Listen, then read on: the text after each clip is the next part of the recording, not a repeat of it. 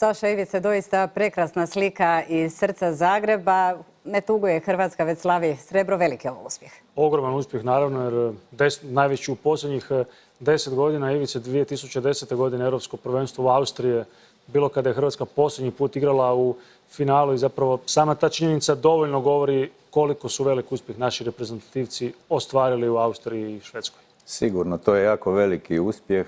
Nakon 10 godina igrali smo u finalu, osvojili smo srebrnu medalju. Možda je sinoć kod igrača bio šok, jer ponekad kad igrate finale pa izgubite utakmicu, premda imate srebro, a pobjedite utakmicu za 3. mjesto, prvi trenutak vam se čini lošija varijanta, ali kada je prošla noć postaneš svjestan što si napravio i to je fantastičan rezultat.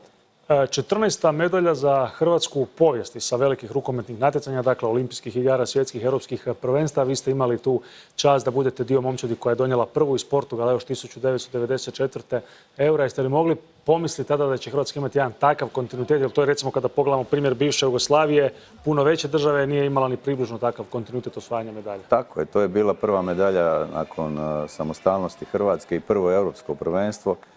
Pa tada ne razmišljaš o tome, osim što znaš da je Hrvatska rukometna velesila, što je sa tih 14 medalja pokazala gdje pripada. I drago mi je da se nakon ovih nekoliko godina, kada nismo bili u onom samom vrhu, vratila tamo gdje joj je i mjesto, jer uvijek kažem da je svaki ulazak u polufinale ogroman uspjeh, a pogotovo ako osvojite medalju. Ali Hrvatska ima takav kapacitet igrača da uvijek mora težiti ka polufinalima. Mislim da mi to iz godine u godinu pokazujemo. S obzirom na to kako je jučerašnja utakmica izgledala i koliko je dramatična bila, ostaje li ipak žal za izgubljenim finalom? Pa ostaje žal za izgubljenim finalom, premda je ovo fenomenalan uspjeh samo iz jednog razloga, zato što mislim da španjolska reprezentacija u ovom trenutku nije bolja od nas. To je rezultat na kraju i pokazao. Oni su imali nešto više sreće, iskustva, možda mrvicu više snage i pobjedili su za taj 1 ili 2 gola. Ono što je bilo 2 dana prije na našoj strani protiv Norveške, sada je bilo na strani Španjolaca, iako mislim da je ekipa Norveške, odnosno reprezentacija Norveške, bolja reprezentacija u ovom trenutku od Španjolske, međutim bit će prilike nekim idućim utakmicama. Nažalost, u završnici nismo mogli računati na Luku Cintića na pravi način. Njegova ozljeda je definitivno uzela danak, ali isto tako rekao bih i smanjena rotacija u igri hrvatske reprezentacije. Jako puno nam je nedostajao Cindrić. Ne smijemo zaboraviti da on igra možda i za najbolji klub na svijetu, Barcelonu, i tamo je jedan od ključnih igrača.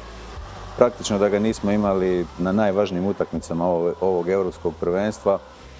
Ako znamo da smo na poziciji desnog vanjskog imali samo Luku Stepančića spletom okolnosti, koji je igrao dobro, ali se na kraju u završnici turnira ipak puno i potrošio, da smo ostali bez Cindrića u važnim utakmicama, samim tim na poziciji srednjeg i lijevog vanjskog najčešće koristili Karačića i Duvnjaka. Ostaje mi malo žal što, iako su bili tu ovi mladi dečki, Šarac, Hrstić, Mamić prije svega, nisu možda dobili malo veću minutažu, jer bi sigurno bili, ja se nadam, konkretni i pomogli ovim dečkima. A jedno sam također možda i siguran, da jučerašnja ona lopta koja je odlučila onaj napad, kada je Karačić napravio korake, možda je i plod i umora i psihološke opterećenosti. Međutim, takva je bila odluka u ovom trenutku i ipak imamo srebro.